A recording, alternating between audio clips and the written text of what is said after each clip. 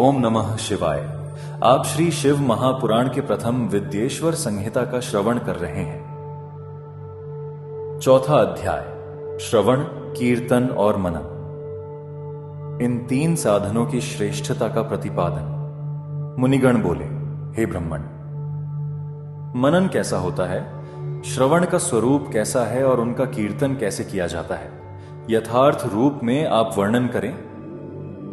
ब्रह्मा जी बोले, हे मुनियों, भगवान शंकर की पूजा, उनके नामों का जप तथा उनके गुण, रूप, विलास और नामों का युक्ति परायण चित्त के द्वारा जो निरंतर परिशोधन या चिंतन होता है, उसी को मनन कहा गया है।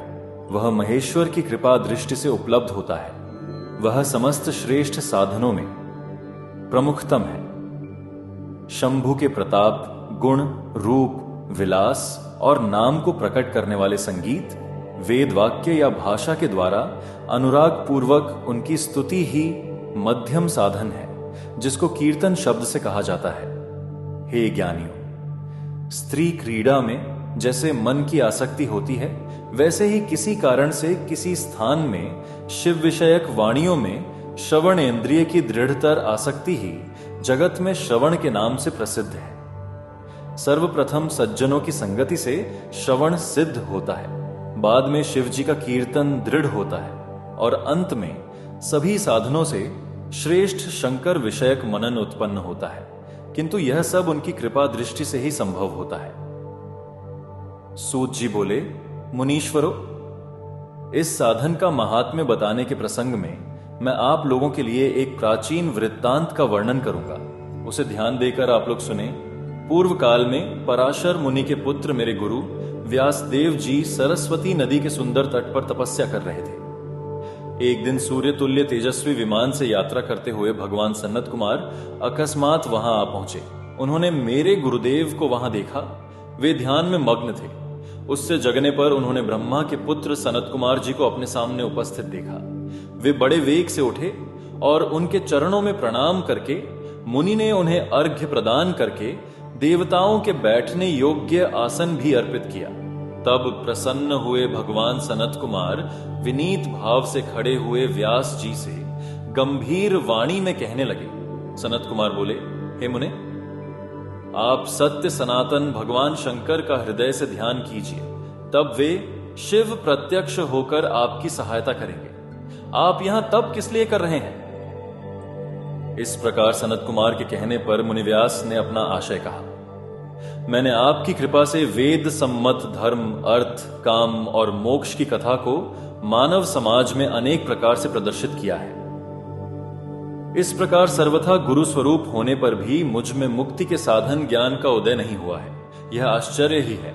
मुक्ति का साधन न जानने के कारण उसके लिए मैं तपस्या कर रहा हूं।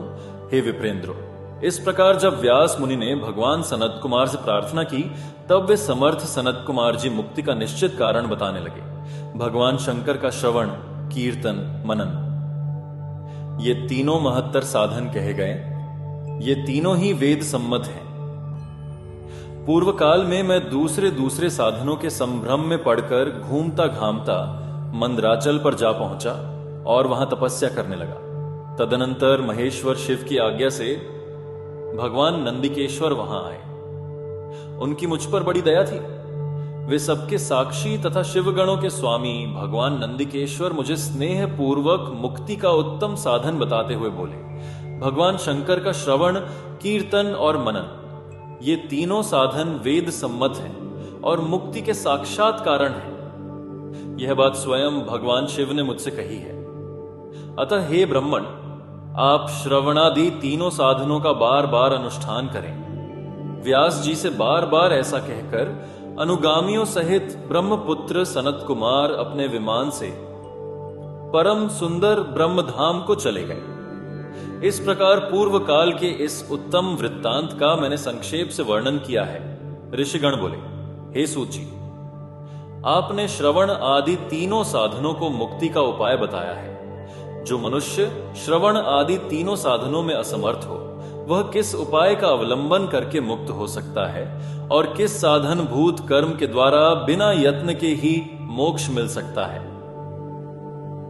इस प्रकार श्री शिव महापुराण के अंतर्गत प्रथम विद्येश्वर संहिता के साध्य साधन खंड में चौथा अध्याय पूर्ण हुआ।